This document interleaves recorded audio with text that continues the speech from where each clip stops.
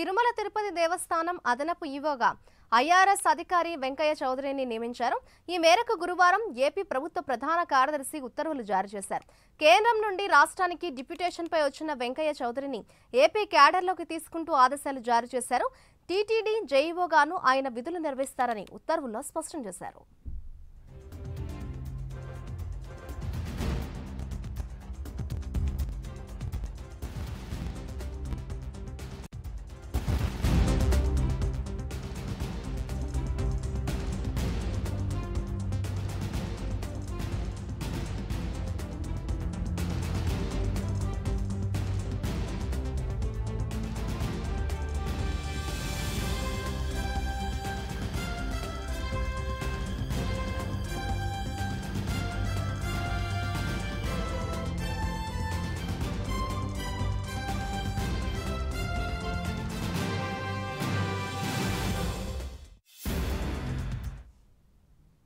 తిరుమల తిరుపతి దేవస్థానం అదనపు ఈవోగా ఐఆర్ఎస్ అధికారి వెంకయ్య చౌదరిని నియమించారు.